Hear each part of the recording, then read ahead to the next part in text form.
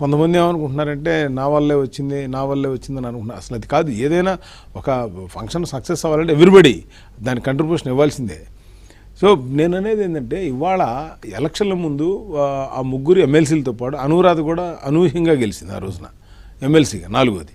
ఇప్పుడు ఇది కూడా ముగ్గురు గెలవటం. సరే అవన్నీ వదిలేస్తే రేపు పొద్దున తొందరలో నెక్స్ట్ ఇయర్ మనకే పంచాయతీలు మున్సిపాలిటీలు సంస్థలు ఉన్నాయి.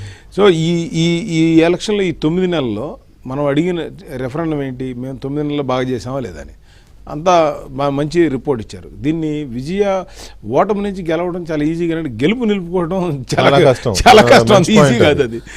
నిలబెట్టుకోవడం అనేది అందరిని సాటిస్ఫై చేయాలి. రకరకాల ఇబ్బందులు ఉన్నాయి. ఈ రోజున రాష్ట్రంలో ఇప్పటికీ కూడా ఇప్పుడు మనకి లోకేష్ గారు వచ్చేలోపు మనకి మెసేజ్లు కొడతా ఉన్నారు జనం. మధ్యలో బ్రేక్ ఇచ్చినప్పుడు నేను చదివి మీకు వినిపిస్తాను. ఇవాళ రాష్ట్రంలో నేను ప్రకాశం జిల్లా ఇటు వెళ్ళా కదండి. ఇంతకుముందు ఇది ఒక్క పాయింట్ మీరు చాలా ఇంపార్టెంట్ మీరు చెప్పాలి.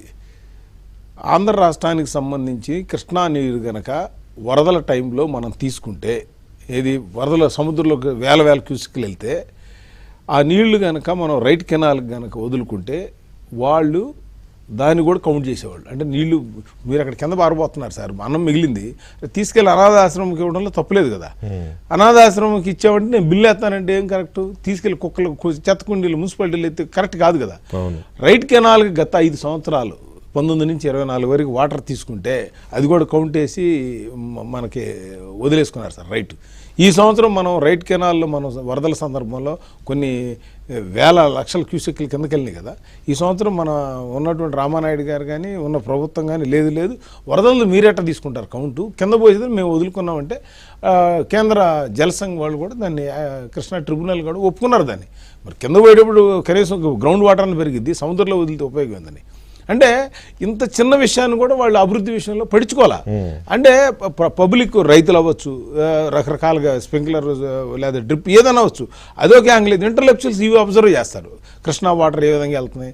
గత 4 సంవత్సరాలండి ఒక్క నెల కూడా వదలలేదండి ప్రకాశం జిల్లాకి నెల్లూరు జిల్లాకి నీళ్ళు. కారణం ఏంటి తెలుసా? నీళ్లు ఉండి వరదలప్పుడేమో సముద్రంలోకి వదిలేవాళ్ళు, తీరా వదిలేటప్పుడు కరెంటు ఖర్చు పెట్టేసేవాళ్ళు. ఏది కరెంటు చీప్ గా మరి ఇవ్వాలి కదా.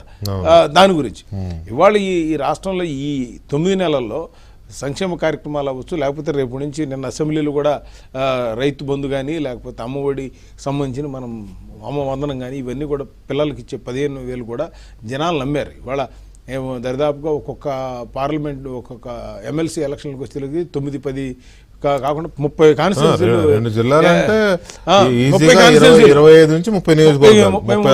అయితే 14-33 జిల్లాలు 33 అసెంబ్లీ నియోజకవర్గం దరిదాపు సగం రాష్ట్రం ఎలక్షన్ జరిగినట్టే. ఏది బెంచ్ మార్క్ లాగా థర్మామీటర్ కన్నా మనం మొత్తం అన్నవాడకంతా ఉడికి. బాబుజీ గారు ఇప్పుడు ఈ సర్వే సంస్థలు, నమస్తే బాబుజీ గారు, ఈ సర్వే సంస్థలు మామూలుగా అంటే నేను వాళ్ళని తప్పట్టని కాదు కానీ వాళ్ళు ఒక అసెంబ్లీ నియోజకవర్గానికి 750 మంది 800 శాంపిల్స్ తీసుకుని ఫలితాలు చెప్పేస్తూ ఉంటారు. మోరార్లెస్ కరెక్ట్ అవుతున్నాయి కదా సిన్సియర్గా చేస్తే.